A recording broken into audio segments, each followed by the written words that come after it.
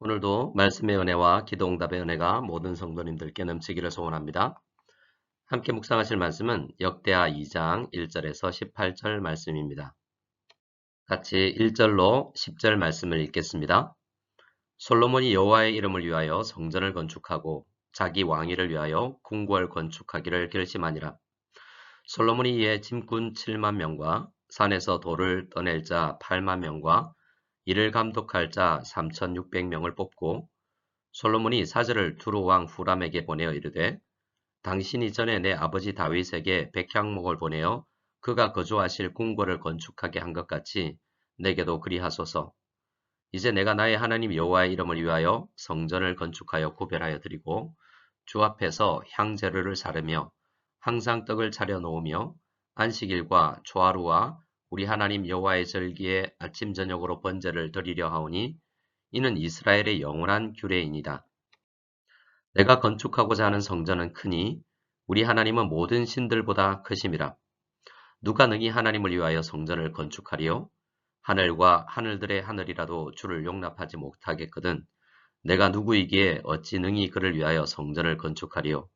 그 앞에 분향하려 할 따름이니이다.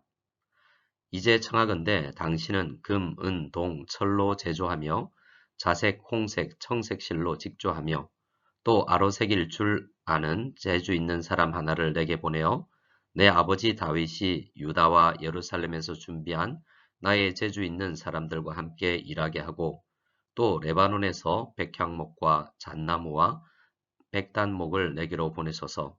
내가 알거니와 당신의 종은 레바논에서 벌목을 잘 하나니 내 종들이 당신의 종들을 도울지라. 이와 같이 나를 위하여 제목을 많이 준비하게 하소서. 내가 건축하려 하는 성전은 크고 화려할 것이니이다. 내가 당신의 벌목하는 종들에게 찌은 밀 2만 고루와 보리 2만 고루와 포도주 2만 밭과 기름 2만 밭을 준비하리라 하였더라. 아멘. 11월 우리는 역대하를 묵상합니다. 역대기가 어떤 책인지 잘 알고 있어야 할 텐데요.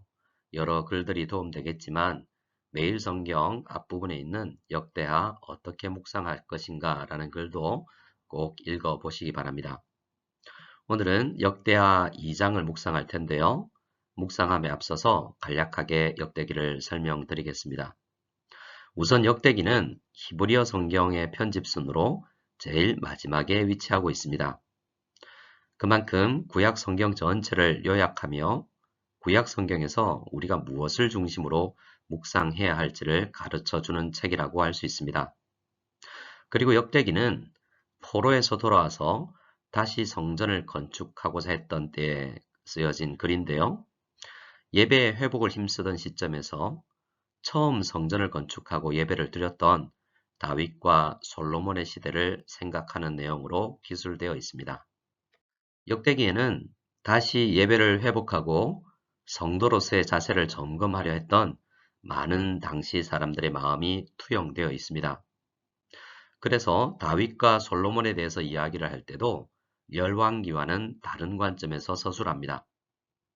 역대기에는 다윗과 솔로몬을 정치 지도자나 군대 지도자로서가 아니라 성전을 건축하고 예배의 제도를 확립한 인물로서 그리고 있는 것입니다.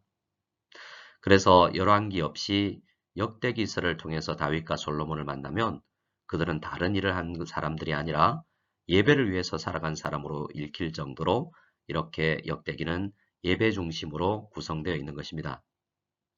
그래서 우리는 역대기를 통해서 우리가 직장 생활도 하고 다양한 활동들을 하고 살아가는 사람들이지만 우리도 하나님 앞에서 예배하는 예배자라는 사실을 더 많이 깨닫고 실천할 수 있게 만들어 줄 것입니다. 예배 생활이 흐트러져 있는 분들이 있다면 이 역대기 말씀을 통해서 회복되시기를 소원합니다. 우리는 요즘 예배 장소 문제에 대해서 많은 고민을 하고 있지 않습니까? 이러할 때 역대기서를 통해서 우리 무성연합교회 주시는 귀한 가르침이 있을 것입니다. 함께 은혜를 소망하며 묵상할 수 있기를 소원합니다. 오늘 본문은 솔로몬이 결심을 하는 것으로 이야기를 시작합니다. 어떤 결심이냐 하면 성전 건축과 궁궐을 건축하려는 결심이었습니다. 그런데 말씀의 내용을 보면 궁궐에 대한 이야기는 거의 없고 모두 성전 건축과 관련된 내용입니다. 오늘 본문인 2장에서부터 7장까지는 모두 성전 건축과 관련된 이야기입니다. 그리고 8장과 9장에서 짧게 솔로몬의 다른 업적에 대해서 이야기를 하죠. 역대하 1장에서 9장이 솔로몬에 관한 이야기인데요. 그 중에서 6장이 성전 건축과 관련된 이야기라는 것입니다. 역사의 기록은 선택적일 수밖에 없는데요. 모든 이스라엘 역사를 다 기록할 수 없지 않겠습니까? 그런데 역대기를 기록한 사람들은 솔로몬에게서 성전을 건축한 것과 예배 제도를 확립한 것을 중심으로 솔로몬을 기억하고자 했던 것입니다. 우리도 유명한 사람일 수도 있고 그것을 목표할 수도 있습니다. 좋은 아버지나 어머니가 될 수도 있겠죠. 그러나 우리 모든 성도들은 우리 다음 세대에게 예배자로 기억될 수 있기를 바랍니다. 솔로몬은 성전을 건축하면서 여호와의 이름을 위하여 건축하고자 합니다. 여호와의 이름을 위한다는 것은 하나님을 더 높여 드리는 것이 아닙니다. 하나님은 이미 더 높아지실 수 없는 이미 영광스러운 분이시기 때문이죠. 단지 솔로몬은 내가 여호와의 자녀답게 여호와께서 세우신 직분자답게 행동하고 싶다는 마음을 표현하고 있는 것입니다. 솔로몬은 왕이라면 당연히 주어진 정치력과 지도력으로 마땅히 성전을 건축하는 이 일을 해야 한다라고 생각을 했던 것이죠. 솔로몬은 생각의 단계에 머물지 않고 실행으로 그 일을 옮깁니다. 솔로몬은 짐꾼 7만 명과 산에서 돈을 떠낼 자 8만 명과 이를 감독할 자 3,600명을 뽑았습니다. 솔로몬은 성전 건축 담당 부서를 정하고 이스라엘 안에서 성전 건축을 진행할 사람들을 정하고 국가 예산에서 얼마나 노동력에 분배할지, 건축 자재에는 얼마나 투자할지, 시간은 얼마나 배정할지를 구체적으로 실행해 나갔던 것입니다. 교회도 바로 운영이 되고 교회가 바로 예배를 드리기 위해서는 우리의 생각의 단계에 멈추는 것이 아니라 생각을 실행해 나갈 수 있는 결단과 추진력이 필요한 것입니다. 우리 무성연합교회도 이 솔로몬의 마음과 추진력이 필요한 시점입니다.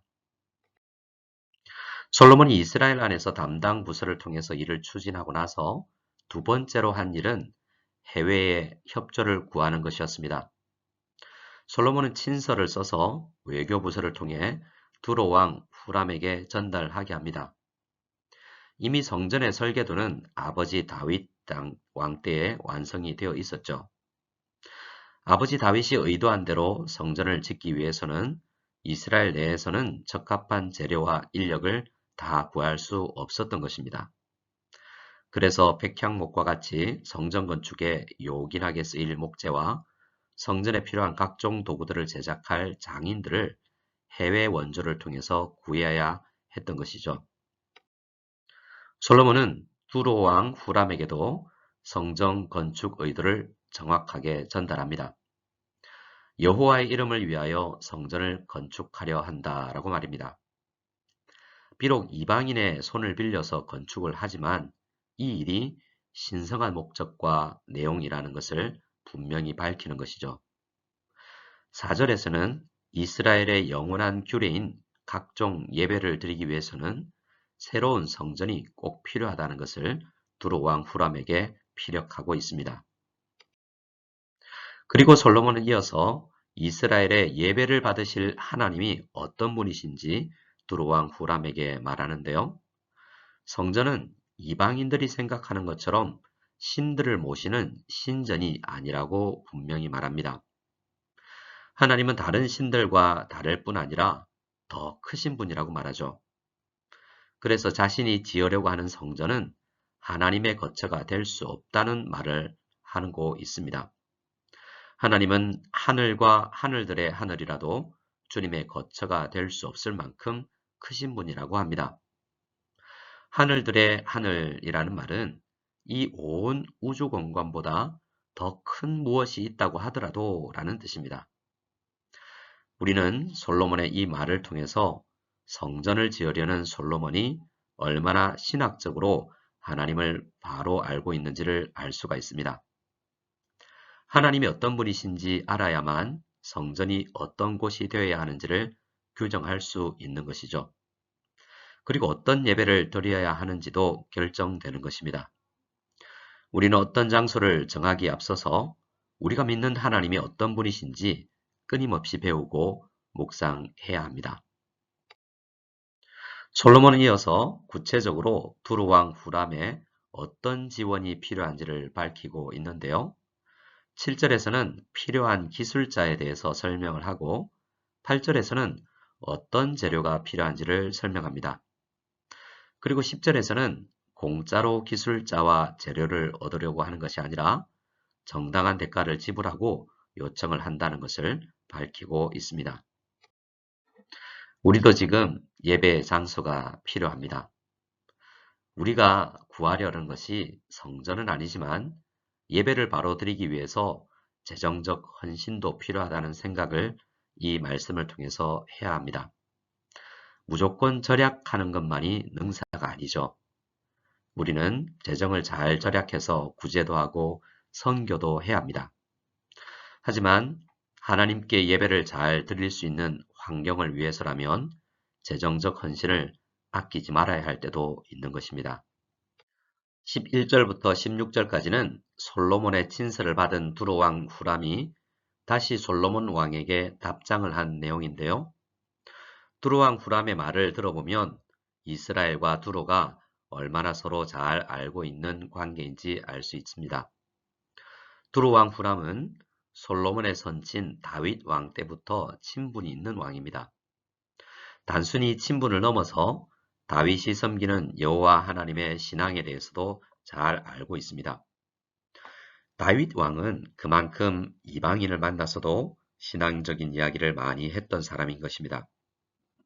두로왕 후람은 하나님의 백성을 사랑하셔서 솔로몬을 왕으로 삼으셨다라고도 이야기를 합니다. 솔로몬이 펼친 어떤 국정 운영보다도 성전 건축의 사업이 하나님의 마음에 합당하고 하나님의 백성들을 위한 일인지 이 이방 왕도 알고 있다는 것입니다. 그리고 후람은 이스라엘의 하나님이 이스라엘의 한정된 신이 아니라 천지를 지으신 하나님이심을 인정하고 있습니다. 후람 왕의 이 말이 진심인지는 알 수가 없으나 이러한 신학적인 정보를 다윗 왕을 통해서 전달받았던 것만은 분명해 보입니다. 두로왕 후람은 계속해서 말을 이어가는데요. 솔로몬이 요청한 내용을 다 들어주겠다라는 답신을 하고 있습니다. 특별히 두로 왕이 보내는 장인들은 두로 왕국 안에서도 가장 훌륭한 기술을 가진 사람들이라는 것을 강조하고 있는데요. 그리고 16절에서는 요청한 성전 재료들을 어떤 방법으로 전달할지에 대해서도 구체적으로 밝히고 있습니다. 이 후람 왕의 답신에서 우리가 주목해야 할 부분이 있습니다. 바로 15절입니다. 15절을 읽어보겠습니다. 내 주께서 말씀하신 밀과 보리와 기름과 포도주는 주의 종들에게 보내소서. 두로왕 후람은 지금 솔로몬이 주겠다라고 한 임금과 재료비를 그대로 받아들이겠다라고 말하고 있습니다. 그러면서 주의 종들에게 보내소서라고 정중하게 표현을 하고 있죠. 사실 우리는 어떤 거래를 할 때 대부분 흥정을 합니다. 그런데 솔로몬과 후람 왕 사이에는 흥정의 어떤 흔적을 찾을 수가 없습니다. 그 이유는 여러 가지일 수가 있는데요. 흥정이 없는 경우는 보통 강대국이 약소국에게 지원을 요청할 때입니다. 약소국은 울며 겨자 먹기로 어쩔 수 없이 강대국이 부르는 대로 줄 수밖에 없지요. 또 흥정이 없는 경우가 있습니다. 좋은 관계이기 때문이죠. 약간의 손해를 보더라도 충분히 감당할 만한 친밀한 관계이기에 기꺼이 지원해 줄 수 있는 경우가 있죠. 하지만 또 다른 경우도 있을 수 있습니다. 실제 예상한 금액보다 더 많이 지불을 해주겠다고 한 경우에는 따로 흥정을 할 필요가 없겠죠. 그렇다면 이번 경우는 어떠할까요? 실제로 당시 이스라엘은 두로에 비해서 강대국이었습니다. 다윗 왕 때부터 이스라엘은 상당한 강대국이었죠.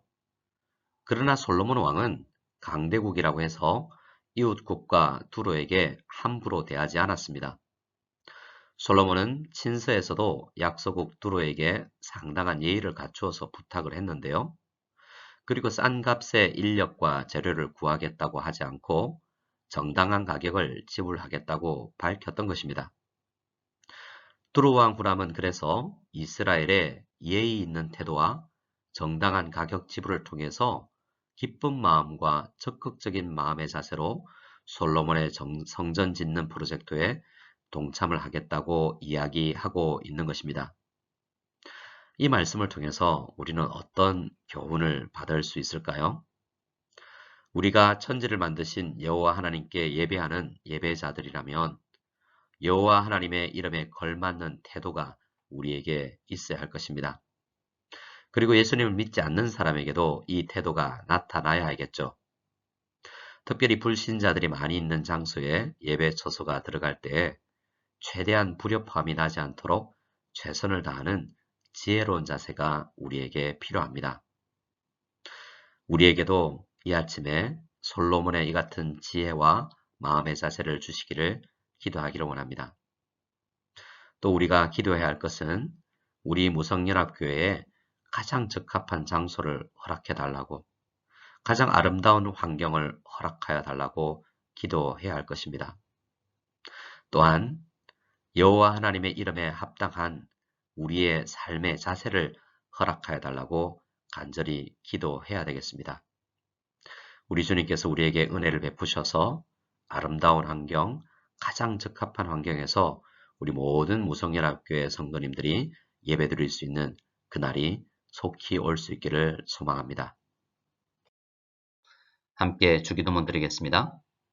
하늘에 계신 우리 아버지여, 이름이 거룩히 여김을 받으시오며 나라가 임하시오며 뜻이 하늘에서 이루어진 것 같이 땅에서도 이루어지이다. 오늘 우리에게 일용할 양식을 주시옵고 우리가 우리에게 죄 지은 자를 사하여 준 것 같이 우리 죄를 사하여 주시옵고 우리를 시험에 들게 하지 마시옵고 다만 악에서 구하시옵소서. 나라와 권세와 영광이 아버지께 영원히 싸움나이다. 아멘.